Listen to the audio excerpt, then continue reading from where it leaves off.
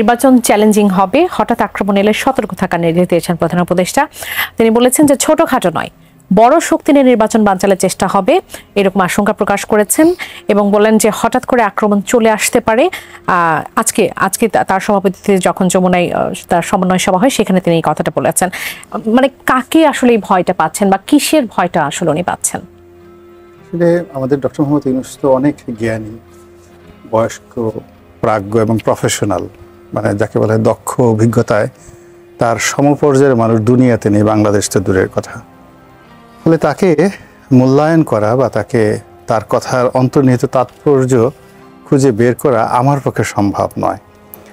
আমি ব্যক্তিগতভাবে যেটা মনে করি যে উনি যে কথাটা বলেছেন সেটা ভেবে চিন্তেই বলেছেন। উনি যাদেরকে বড় মনে করেছেন, তো ওনার কাছে আসলে মার্কিন যুক্তরাষ্ট্র, হোয়াইট হাউস, বাকিংহাম প্যালেস বা এলিসি প্রাসাদ এগুলো সব চুনোপুঁটি। তো সেই তুলনায় যদি এর সাথে বড় কিছু আসে, উনি তো আমেরিকাকে কখনো বড় মনে করবেন না, because they R there friend, তাদের সাথে তার একটা বন্ধুত্বপূর্ণ সম্পর্ক। ভারত, পাকিস্তান এগুলো তো আমেরিকা যিনি ডিল করে এসছেন, যার গলায় বারাক ওবামার মতো লোক মালা পরিয়ে দিয়েছেন।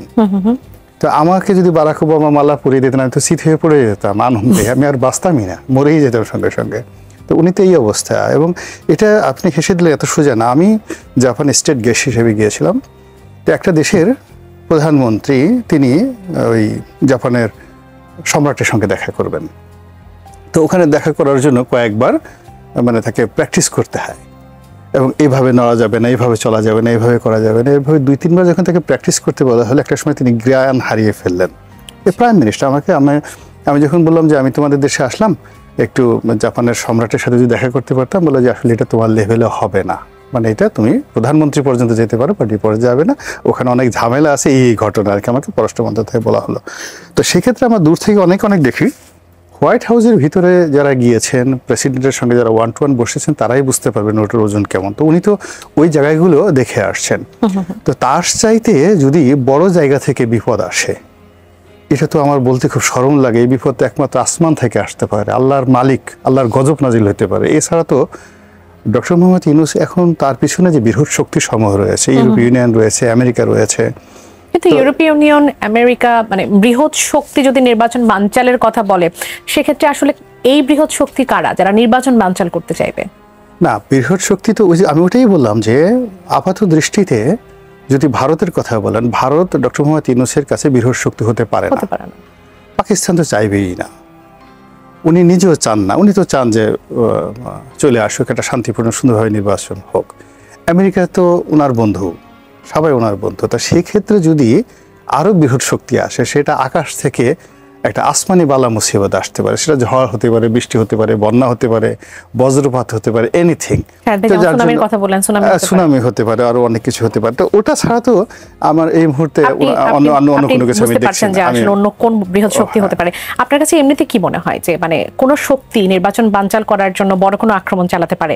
আমি বৃহৎ শক্তি বাদ দিলাম, আপনার দৃষ্টিতে। আমার দৃষ্টিতে না, আমার দৃষ্টিতে এখানে আমি প্রথমত শাহেদ আলমকে ধন্যবাদ জানাই, বিকজ তিনি আমাদের দেশে যারা সামাজিক মাধ্যমে শেখ হাসিনা বিরোধী একটা জনমত গঠন করেছেন দেশের বাইরে থেকে, তাদের মধ্যে অবশ্যই তিনি অগ্রগামী, in a positive way. There are many social influencer যাদের অনেক দুর্নাম বদনাম আছে, বাট তিনি একটা শালীনতার মধ্যে থেকে এই কাজটি করে গেছেন।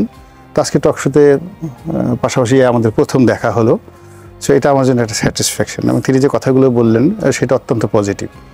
তো আমি যেটা বললাম যে আমাদের এই বাংলাদেশ হলো অসম্ভবের দেশ এবং সব সম্ভবের দেশ।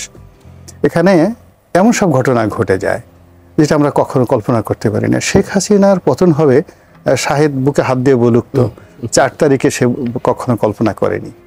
কিংবা উনি ডক্টর মোহাম্মদ ইউনূসের সামনে একটা কোরআন শরীফ ধরে দেখেন, উনি কোরআন শরীফ ছুঁয়ে বলুন যে 7 তারিখ পর্যন্ত উনি বিশ্বাস করতে পেরেছেন কিনা যে না 7 তারিখে শেখ হাসিনার পতনের পরেও 7 তারিখে উনি যখন প্যারিসে ছিলেন, প্লেনে ওঠার আগ পর্যন্ত ওনার বিশ্বাস হয়েছে কিনা যে উনি going to B the prime minister বাংলাদেশের। এরপরে এখন উনি যে সকল কথাবার্তা বলছেন, যে অনেক লোক তাকে বলছে যে আগামী 50 বছর ছাড় থেকে যান।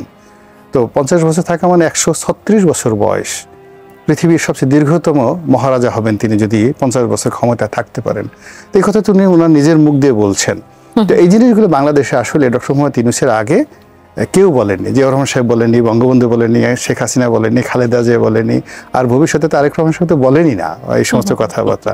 তো সেখানে তার যেটা দীর্ঘমেয়াদী প্ল্যান আছে 5 বছর, 10 বছর, 50 বছর, তো আমরা আসলে এখনো পর্যন্ত তাকে রিড করতে পারছি না। এটা হলো আমাদের একটা সবচেয়ে বড় প্রবলেম। এবং প্রবলেমের কারণে কি হচ্ছে দেখুন, ক্ষমতার কেন্দ্রে তিনি ডাকছেন আন্টু বান্টু পান্টু আসো, তারা সবাই দৌড় দিচ্ছে, আমি নাম বললাম না। আবার কখনো বলছে যে 3 জন হলো শ্রেষ্ঠ, আসো তোমরা 3 জেনারেল। তারপর শেষে আবার বলছেন যে না, আমার এটা পছন্দ হচ্ছে না, আমার এটা ডিজায়ার হচ্ছে না। এবং গত 14 মাসে তিনি যে মিরাকেলগুলো দেখিয়েছেন, বাংলাদেশের ইতিহাসে এই মিরাকেল শহীদ প্রেসিডেন্ট জিয়াউর রহমান কিংবা বঙ্গবন্ধু দেখাতে পারেননি। এই ঐক্যমত্য কমিশনে যে ধৈর্য ধারণ করে আমাদের রাজনৈতিক দলগুলো পরস্পরের সাথে সখ্যতা বজায় রেখে ডক্টর মোহাম্মদ ইউনূসের সম্মান রক্ষার্থে আলী রিয়া সাহেব, বদিউল আলম মজুমদারদের প্রতি আনুগত্য দেখিয়েছেন। বিশ্বাস করেন, বাংলাদেশে 1954 থেকে এই পর্যন্ত আমি রাজনীতির ছাত্র হিসেবে এইভাবে দেখিনি, যেখানে হোসেন শহীদ সরওয়ার্দীর মতো মানুষের সাথে মানুষ ধাক্কাধাক্কি করেছে, যেখানে বঙ্গবন্ধু শেখ মুজিবুর রহমানের রাজনীতিতে একেবারে যারা বলতে গেল তার জন্য চোখ খুলে দিতে চাইতো জবা ফুলের মতো, সেই মানুষগুলো তার বিদ্রোহী করে তার দল থেকে বের হয়ে গেছে। আসম আব্দুর রফের কথা বলছি, সবাই মানে এই অবস্থাতে। তো এরকম রাজনীতিতে সবাই বিদ্রোহ করে, এবং বিদ্রোহ করাটা হলো রাজনীতির সৌন্দর্য, ভিন্ন মত পোষণ করাটা রাজনীতির সৌন্দর্য। এই প্রথম আমরা 14 মাস ধরে ঐক্যমত্য মানে মিটিং একসাথে খেয়েছি, একসাথে গল্পগুজব করেছি, এবং এখানে সব অসম্ভব ঘটনা ঘটেছে। আপনি চিন্তা করেন, একেবারে তরুণ নাহিদ ইসলাম, একেবারে তরুণ নাহিদ ইসলাম, আমার বড় ছেলের সাথে নাহিদের বয়স হবে অন্তত 4 থেকে 5 বছরের ছোট।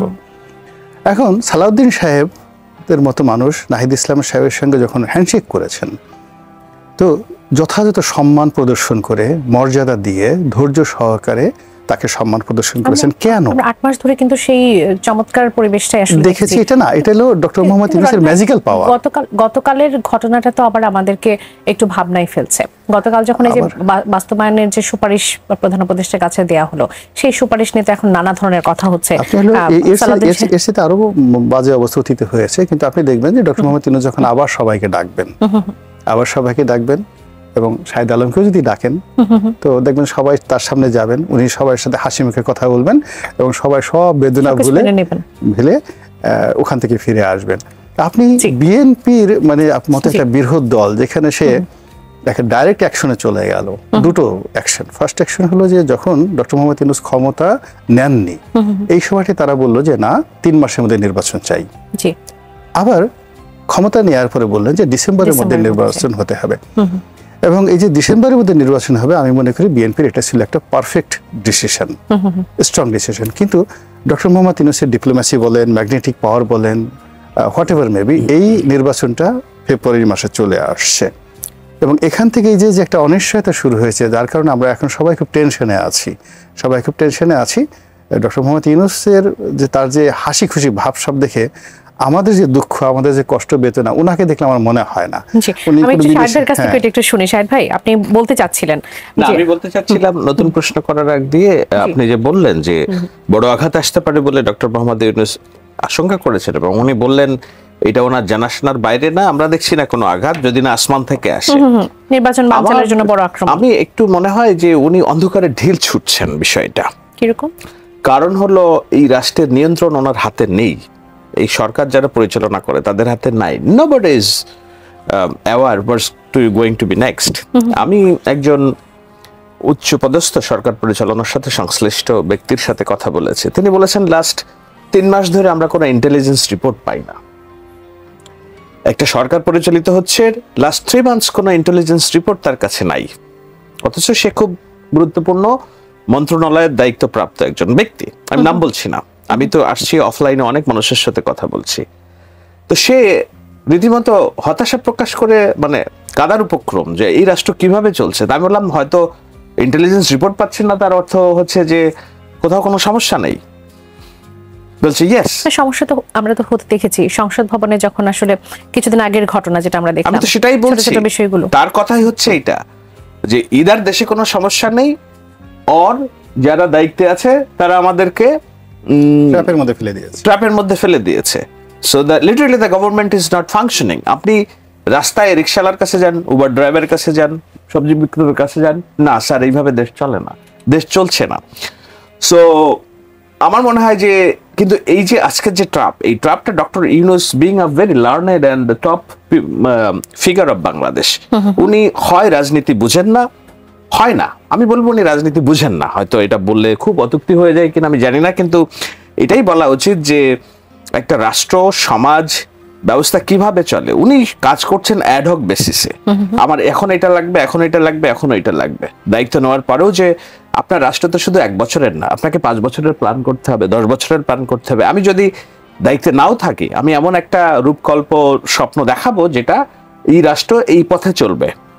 সেই পথে কি আমরা উঠতে পারিনি? আপনি কি মনে খুবই করছেন? আশ্চর্যজনক ভাবে, দুর্ভাগ্যজনক ভাবে আজকের যে রাষ্ট্রীয় প্রশাসন চলছে এইখানে আমি বলবো যে ডক্টর ইউনূসের মতো একজন মধ্যচিন্তার সেকুলার মানুষের হাত ধরে বাংলাদেশ খুব দুর্নিবার দ্রুত গতিতে একটা কট্টর ডানপন্থী রাষ্ট্র ব্যবস্থার দিকে ধাবিত হচ্ছে, এবং এর পুরোটা দায়ভার আমি বলবো যে এটি ডক্টর ইউনূসের লিডারশিপের। কারণ তিনি রাষ্ট্র বুঝেন না, তিনি ব্যবসা বুঝেন ভালো, তিনি ব্যক্তিগত অর্জন বুঝেন ভালো, তিনি রাষ্ট্র বুঝেন না। তো সেই কারণে উনি যেই বলছেন যে ব্যাপক হামলা হইতে পারে, হামলা তো হইতেই পারে। উনি হয়তো আওয়ামী লীগকে মিন করছেন, আওয়ামী লীগ তো আছে, আমরা অস্বীকার করি, সংঘবদ্ধ একটা শক্তি, কিন্তু তারা তো গত 11-12 মাসে 14 মাসে হালে পানি পাওয়ার মতো জনসমর্থন তাদের নেই। এই নির্বাচন যদি হয় সামনে, আওয়ামী লীগের কারোর ক্ষমতা নেই নির্বাচন আটকানোর। কিন্তু উনি এই মেকি ভয়গুলো দেখাচ্ছেন, কেননা এই ভয়ের পরিবেশটা উনি নিজে তৈরি করেছেন। তিনি কি নিজেই ভয় পাচ্ছেন বলে কি এসব না, তিনি নিজে তৈরি করেছেন এটা। এই যে ইন্টেলিজেন্স 3 মাস ধরে রিপোর্ট দিচ্ছেন না, কেন দিচ্ছেন না? কারণ ইন্টেলিজেন্সের সাথে সরকারের যে নিবিড় সম্পর্ক থাকার কথা সেটা নেই। এখন উনি জানেন না ইন্টেলিজেন্স তাকে কোথায় নিয়ে যাবে। তো আপনি কি ইন্টেলিজেন্স ভেঙে ফেলবেন রাষ্ট্রের?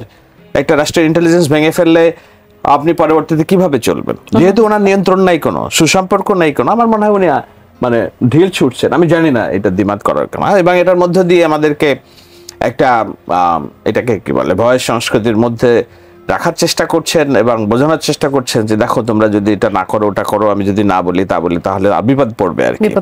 রাজনৈতিক দলগুলোকেও বিশেষত যারা দীর্ঘ আন্দোলন সংগ্রামে জড়িত ছিল তাদেরকে ট্রাপে ফেলে কিছু একটা করার চেষ্টা করা হচ্ছে। এইসব ভয়টাই এটারই অংশ বলে আমি মনে করি। বাংলাদেশের মানুষ এত সহজ না যে না। আওয়ামী লীগের প্রসঙ্গ যেহেতু এলো, ক্ষমতাচ্যুত প্রধানমন্ত্রী শেখ হাসিনার রয়টার্সের ইমেলে পাঠানো প্রশ্নের উত্তরে কিছু বিষয় এসেছে, সেটি নিয়ে তিনি বলেছেন যে আওয়ামী লীগকে আগামী বছরের নির্বাচনে যদি অংশ নিতে না দেওয়া হয় তাহলে যে দলটির লাখ লাখ সমর্থক আছে এই নির্বাচনটা বয়কট করবে। তিনি বলেছেন, শেখ হাসিনা বলেছেন তার দলকে বাদ দিয়ে হওয়া নির্বাচনের মাধ্যমে যেই সরকারি হোক তাদের সময়ে তিনি দেশে ফিরবেন না এবং তিনি ভারতে অবস্থান করবেন। আপনার কাছে কি মনে হয় যে লাখ লাখ হোক বা কোটি কোটি হোক বা শত হোক হাজার হোক যে ভোটাররা আছেন তারা আসলে আওয়ামী লীগ না থাকলে তারা নির্বাচন বয়কট করবে?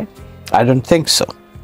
আপনাকে মানে আমি গ্রাউন্ড রিয়েলিটি, আমি গ্রামগঞ্জে ঘুরে এসেছি, তো I talked with freedom fighters, I talked with Hindu communities, এবং রুট লেভেলে আমার বাড়ি সাতক্ষীরা তো জামায়াতের একটা প্রভাব আছে, কিন্তু ওখানে আওয়ামী লীগ বিএনপির প্রভাব কম না।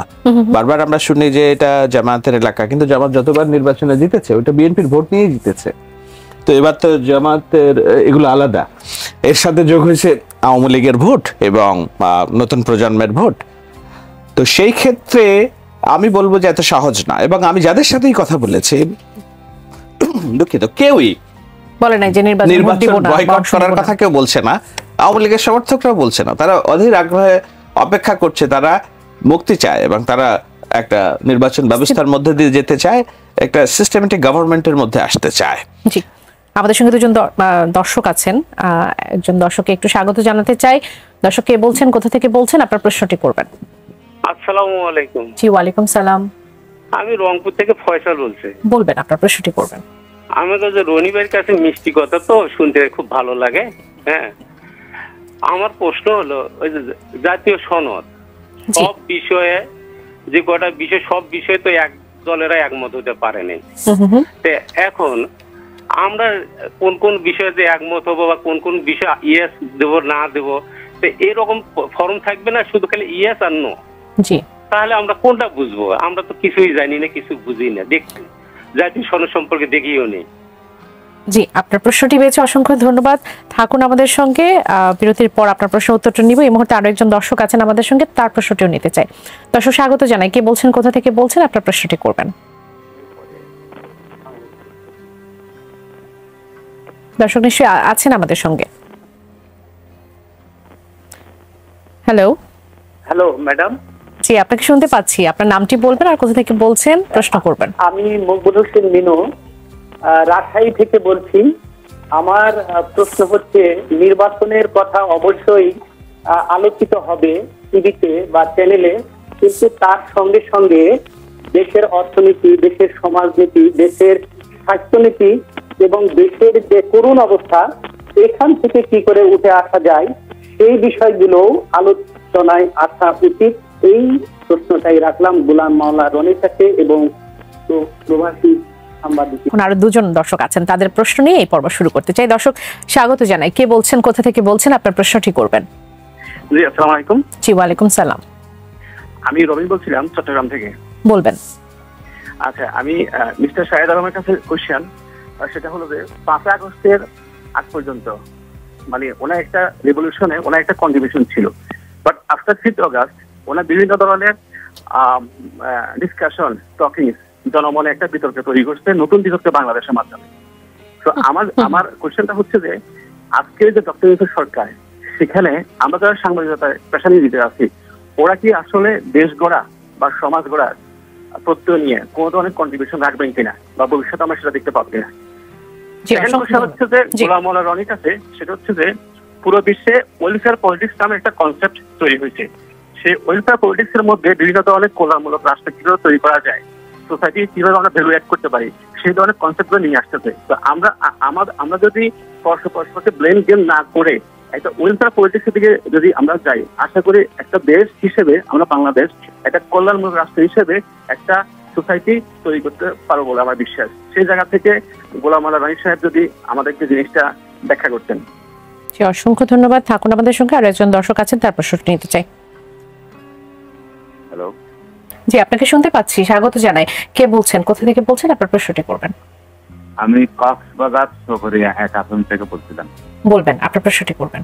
আমার প্রশ্ন হচ্ছে, আপনার এই গোলাম মাওলা রনি আর আপনারা 3 জন বাংলাদেশের যতগুলো সাংবাদিক আছে আর অন্তর্বর্তী সরকারের যারা উপদেষ্টা আছে, ওরা কি হাসিনার হাসিনা আর কোন হাসিনা বলতে পারবেন না? ওরাটা আমরা নিরপেক্ষ মনে করি, ওরার কোনো দলই ব্যানার নেই। আমার প্রশ্ন হচ্ছে যে আপনাকে অসংখ্য ধন্যবাদ। থাকুন আমাদের সঙ্গে, আপনাদের প্রশ্নের উত্তরগুলো নিব। আমি রনি ভাই, আপনার কাছ থেকে একটু শুরুতে আসে গণভোটের বিষয়টার প্রশ্নটা আমার কাছেও ছিল, যে গণভোটের ব্যালট বাক্সে যে প্রশ্নটা থাকবে সেটা ছিল, মানে সেটা হবে এরকম যে আপনি কি জুলাই জাতীয় সনদ বাস্তবায়ন আদেশ 2025 এবং ইহার তফসিল 1 সন্নিবেশিত সংবিধান সংস্কার প্রস্তাব সমূহের প্রতি আপনার সম্মতি জ্ঞাপন করিতেছেন? একজন ভোটার যখন ভোট দিতে যাবে, তখন আসলে কিসের উপর ভিত্তি করে সে হ্যাঁ না ভোটটা এখানে দেবে? সে কি জানতে পারছে যে সে কোনটাকে হ্যাঁ হিসেবে নিচ্ছে, কোনটাকে না হিসেবে নিচ্ছে? শুনুন, আসলে ছোট মুখে বড় কথা হয়ে যায়। এই গণভোটের বিষয়টি শুনলে গোস্বা এসে যায়, মেজাজ গরম হয়ে যায়। কেন বলছি। দ্বিতীয়ত, এই গণভোটের কথা যখন জামাতের মুখ থেকে শুনি, তখন আরো বেশি মন খারাপ হয়ে যায়। মূল ব্যাপারটা হলো কি, যে বয়স হলো, এখন জামাতের যারাই রাজনীতিতে এখন শীর্ষ পর্যায়ে আছেন, জামাতের আমির হয়তো অল্প কয়েক বছরের বড় হবেন, বাকি সবাই আমাদের বন্ধু বান্ধবের লেভেলে আছেন। আমরা তৃণমূল পর্যায়ে বিএনপি, আওয়ামী লীগ বিভিন্ন সময়টাতে তাদের নির্বাচন দেখে আসছি।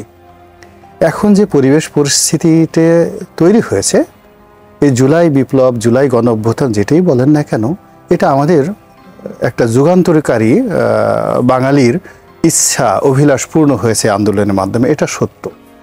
কিন্তু এই বিষয়টা নিয়ে গণভোটের প্রয়োজনীয়তা রয়েছে, এটা আমি মনে করি না। এটা যারাই বলছে তারা এই বর্তমান যে চলমান রাজনীতি, নির্বাচন, গণতন্ত্র প্রতিষ্ঠা, কিংবা এই যে একটা কল্যাণকামী একটা রাষ্ট্র, এমনকি ডক্টর মোহাম্মদ ইউনূসকে কেন্দ্র করে আমরা যে একটা সুদূর প্রসারী পজিটিভ চিন্তা ভাবনা করেছিলাম। এখানে শাহেদ আছেন, আমি মনে করি শাহেদ যদি বুকে হাত দিয়েও বলে, তবুও সে বলবে যে আমি ডক্টর মোহাম্মদ ইউনূসকে নিয়ে অনেক সুন্দর স্বপ্ন দেখেছিলাম।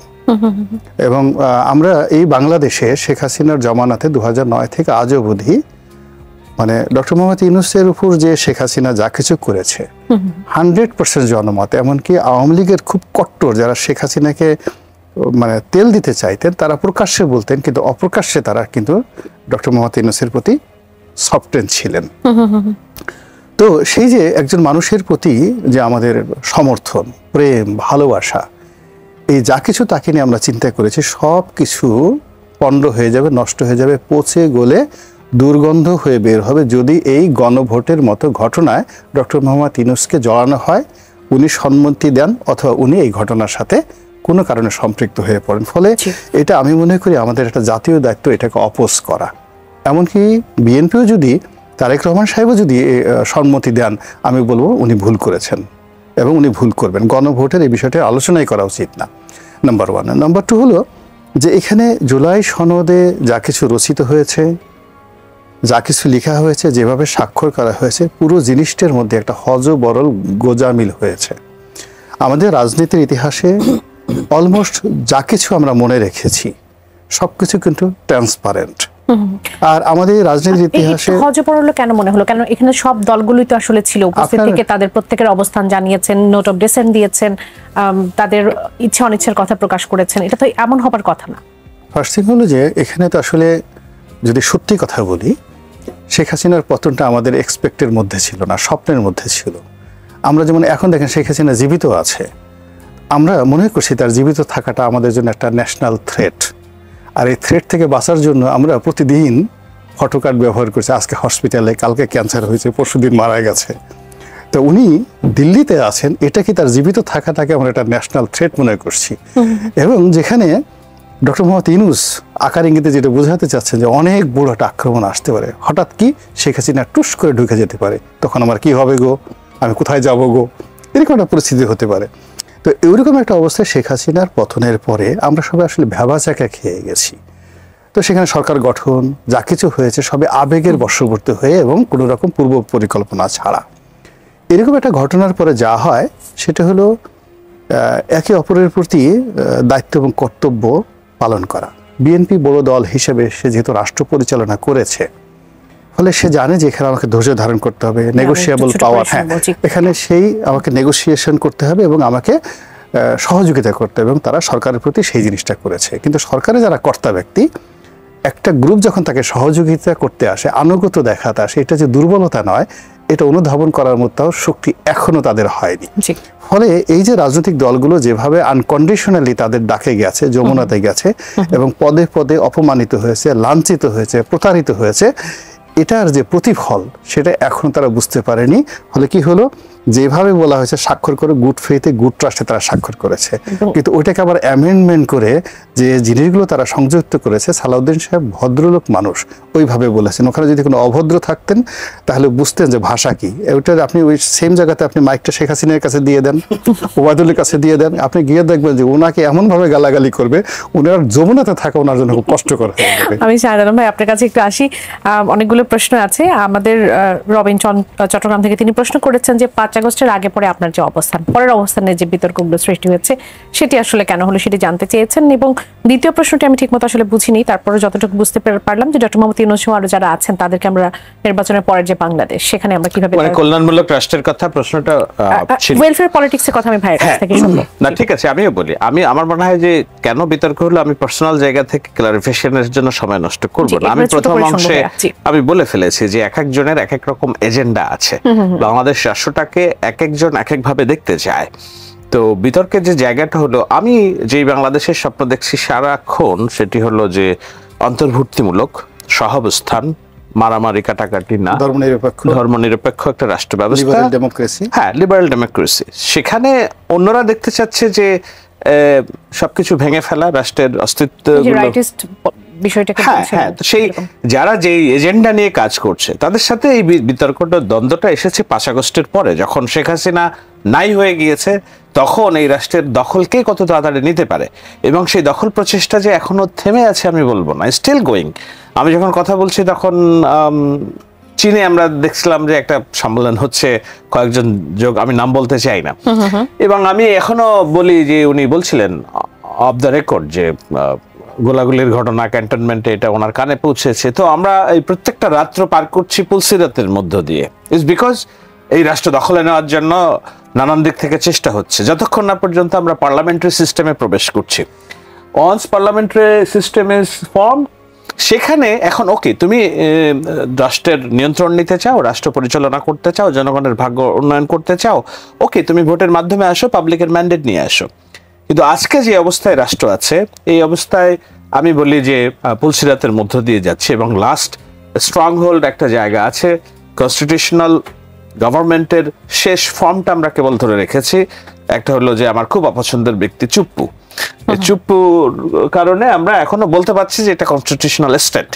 চুপ্পু ইজ গন, এই রাষ্ট্র কনস্টিটিউশনাল স্টেট না, আনকনস্টিটিউশনাল। তো যখন এই রাষ্ট্র আনকনস্টিটিউশনাল, আপনি যে কাউকেই, গোলাম মাওলানার অনেকে প্রধানমন্ত্রী বানায় দিতে পারেন, আবার আপনাকে মানে কি বলে প্রেসিডেন্ট বানায় দিতে পারে। যার গায়ে যত জোর বেশি সে তত এই রাষ্ট্রের পদগুলো দখল নিতে পারে। কেননা পার্লামেন্টারি সিস্টেমে আপনাকে রাষ্ট্রপতি নির্বাচন করতে হলে আপনাকে পার্লামেন্ট থাকতে হবে। আমার পার্লামেন্ট নাই, শেখ হাসিনার বদৌলতে 300 জন এমপি পালিয়ে গিয়েছে। এই অবস্থায় আমার লাস্ট কনস্টিটিউশনাল হোল্ড হচ্ছে আমার রাষ্ট্রপতি। once parliamentary system is activate, আমার নির্বাচন হলো, আমি রাষ্ট্রপতিকে পরের দিন বিদায় দিতে পারবো, আমার সমস্যা নাই, কিন্তু তার আগে আমার এই জায়গাটা লাগবে। এই জন্য আমরা বলছি যে এখনো এই রাষ্ট্রের দখল নেওয়ার জন্য নানান রকম প্রচেষ্টা হচ্ছে, সেই কারণে দ্বন্দ্বটা আমার। তারা একভাবে এটাকে সমর্থন করছে, আমি বলছি না আমার রাষ্ট্র ঠিক রাখতে হবে। আপনি যেটা বলছিলেন রাষ্ট্রকে নিয়ে, কক্সবাজার থেকে একজন প্রশ্ন করেছিলেন যে সাংবাদিকরা কেন পতিত সরকার প্রধানমন্ত্রী যিনি তাকে ফ্যাসিস্ট আসলে বলেন, সাংবাদিকদের মুখ থেকে তারা আসলে এই ধরনের শব্দ শুনতে চান না। এটা নিয়ে বিতর্ক আছে, যেমন এটা জামাতে ইসলামের আমির সম্মানিত আমির শফিকুর রহমান বলেছেন যে আমি বারবার ফ্যাসিস্ট শব্দ শোনা পছন্দ করি না, বলা উচিত না। হ্যাঁ, সাংবাদিকরা কেন বলবেন, মূলত তার প্রশ্নটা এটা ছিল। এইটা এখন সাংবাদিক, আমরা তো সাংবাদিকতা করি, আমাদের সবারই, আমি শেখ হাসিনার নাম ফ্যাসিস্ট না বলে আমি তাকে সবসময় মাফিয়া বলি আর কি। মাফিয়া রাষ্ট্র ব্যবস্থা তিনি কায়েম করেছিলেন, যেখানে বিচার বিভাগ তার নির্দেশে চলবে, গণভবনের নির্দেশ ছাড়া কাজ হবে না, পুলিশ তার নির্দেশে চলবে, ডিজিএফআই তার নির্দেশে চলবে, এবং গণমাধ্যম সমন্বিতভাবে আপনাকে ট্র্যাপে ফেলার জন্য আপনার একজন সাধারণ মানুষ হিসেবে যত জায়গায় আইনি সুরক্ষা কিংবা ন্যায় বিচার পাওয়ার জায়গাগুলো, ওই সব যুগগুলো জায়গায় তার লোক বসা। মাফিয়া শব্দটা এসেছে কোথা থেকে? সিসিলি থেকে। হ্যাঁ, ছোট করে শুনবো, বিরতি নেবার সময় আছে। সিসিলিতে ক্ষমতাধর যারা সন্ত্রাসী ছিল, তারা সোসাইটি নিয়ন্ত্রণ করত, বিচার নিয়ন্ত্রণ করত, পুলিশ নিয়ন্ত্রণ করত। সো একজন সাধারণ মানুষের আর ন্যায় বিচার পাওয়ার জায়গা কোনো ছিল না। শেখ হাসিনার রাষ্ট্র ব্যবস্থা ছিল এরকম, গণতন্ত্রের মোড়েকে উনি সবকিছু নিজের মতো করে পরিচালিত করতেন। একটা মাফিয়া রাষ্ট্র ব্যবস্থা, ক্যাঙ্গারু আদালত, দলীয় লেজুর ভিত্তিক ছাত্রলীগ দিয়ে পুলিশ বাহিনী, ডিজিএফআই দিয়ে গুম করা, এবং আপনি আদালতে যাবেন, আচ্ছা ঠিক আছে, আমি যদি অবিচার করে থাকি তুমি আদালত থেকে প্রমাণিত হয়ে আসো। ওই আদালতে এমন বিচারপতি বসানো যে শেখ হাসিনার আঙ্গুল ছেঁড়া কাজ করতো। একজন সাধারণ মানুষ হিসেবে আমার ন্যায় বিচারের জায়গাটা কোথায়? এইটা ছিল না বলেই আমরা তার বিরুদ্ধে ফুঁসে উঠেছি, এই জন্য আমি তাকে মাফিয়া বলি। এখন এটাকে কি বলে, সাংবাদিকরা ফ্যাসিস্ট বলতে পারবেন কিনা শেখ হাসিনাকে, এটা পার্সোনাল ওরিয়েন্টেশনের বিষয়। এখানে এমন কোনো হার্ড এন্ড ফাস্ট রুল নাই যে এটা আপনি বলতে পারবেন বা বলতে পারবেন না। রনি ভাই, আপনার কাছে দর্শকের একটা প্রশ্ন ছিল, পৃথিবীর বিভিন্ন দেশের পলিটিক্সের একটা সিস্টেমের সাথে কম্পেয়ার করে তিনি বলেছেন যে ওয়েলফেয়ার পলিটিক্সের সিস্টেমের মাধ্যমে কেন আমাদের দেশে এটা অ্যাপ্লাই করা যায় না, কেন এটার মাধ্যমে বাংলাদেশে ভালো কিছু করা সম্ভব? তিনটা বিষয় নিয়ে আলোচনা করব খুব সংক্ষেপে। প্রথমত ওয়েলফেয়ার স্টেট, দ্বিতীয়ত ফ্যাসিজম নিয়ে, কেন শেখ হাসিনাকে বারবার আমরা ফ্যাসিস্ট বলতে পারছি না বা বলা উচিত নয়, আর থার্ড হলো শাহেদ আলম কেন এবং কিভাবে 5 তারিখের পরে তার মতাদর্শ চেঞ্জ হয়ে অনেকের অপছন্দের মানুষ পরিণত হয়েছে। তিনটা বিষয় নিয়ে ওয়েলফেয়ার স্টেটের 1 নম্বর বক্তব্যটা হলো যে একটা রাষ্ট্র পশ্চিমা দুনিয়া যদি ধরেন, তাহলে প্রত্যেকটা জনগণ রাষ্ট্রকে বিশ্বাস করে, বিচার ব্যবস্থা থেকে শুরু করে সব জায়গাতে। ফলে তার বেতনের ক্ষেত্রে বিশেষে 60% পর্যন্ত সে রাষ্ট্রকে জমা দিয়ে দেয়, যেন তার বিপদের সময় সেটা সে পেতে পারে। আমরা রাষ্ট্র ব্যবস্থাটাতে প্রথমত ওই পর্যায়ে নিতে পারিনি আমাদের কোনো কিছু যেটা জনগণ আমাদেরকে বিশ্বাস করতে পারে। ওইটা না হওয়া পর্যন্ত ওয়েলফেয়ার স্টেট হবে না। তো কাজেই আমরা ওর ধারে কাছে যেতে পারিনি। এখন আমাদের যেখানে জামিন দিতে গেলে হাইকোর্টের লোকদেরকে প্রশ্নের মধ্যে হতে হয়। এটা গেল ফার্স্ট, ওয়েলফেয়ার স্টেট আরো বহু বছর আমাদেরকে কাজ করতে হবে। 2 নম্বর হলো ফ্যাসিজম, যে জিনিসটা আছে সেই শব্দটা কিন্তু অত্যন্ত পজিটিভ। এবং ইটালিতে যে ফ্যাসিজমের উদ্ভব হয়েছিল মানে ইটালিতে যেটা সেটা হলো মুসোলিনি। তো এই যে মতবাদটি অত্যন্ত জনপ্রিয় হয়ে সে কিন্তু একজন সাংবাদিক হিসেবে সেখানে কিন্তু রাষ্ট্র ক্ষমতায় এসেছিলেন, যেটা তার কর্ম, যেমন শেখ হাসিনা যদি আপনি ধরেন গণতান্ত্রিক নেত্রী, কিন্তু সে গণতান্ত্রিকে সে স্বৈরাচারের দিকে নিয়ে গিয়ে মানে তার যে ক্যারেক্টারিস্টিক্সটাকে নষ্ট করে ফেলছে। কিন্তু ফ্যাসিজমটা ইটালিতে আবার নতুন করে জনপ্রিয় হয়ে গেছে। এবং এখন যে ইটালির যে প্রধানমন্ত্রী জর্জিয়া মেলোনি, তিনি কিন্তু এই যে ফ্যাসিস্ট যে মুসোলিনি তার দলের ধারক বাহক। এবং আপনি অবাক হয়ে যাবেন যে নাৎসিজম নাও জার্মানিতে সবচেয়ে জনপ্রিয় এই মুহূর্তে, এবং হিটলার সবচেয়ে জনপ্রিয় ব্যক্তিত্ব সেখানে।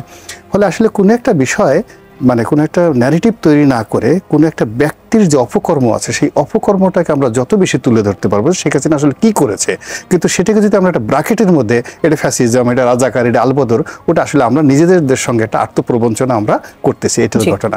থার্ড হলো শাহেদ আলম। শাহেদ আলম আসলে কি করেছেন বা না করেছেন আই ডোন্ট নো, বাট আমার খুব ভালো লাগছে যে দেশের বাইরে যে সকল ইউটিউবার আছেন, যে সকল সোশ্যাল অ্যাক্টিভিস্ট আছেন, তার মধ্যে একমাত্র সে এই ঢাকা শহরে ঘুরে বেড়াচ্ছে। তো ঘুরে বেড়াচ্ছে, অন্য যারা আছে তারা বিদেশে বসে রাম করেঙ্গা, ত্যাং করেঙ্গা, মেরে ফেলেঙ্গা, কিন্তু বাংলাদেশে ঢাকা শহর ঘুরতে পারছে না। যখন সে ট্রান্সপারেন্টলি ঢাকা শহর ঘুরে বেড়াচ্ছে, আমার কাছে মনে হচ্ছে হি ইজ রাইট।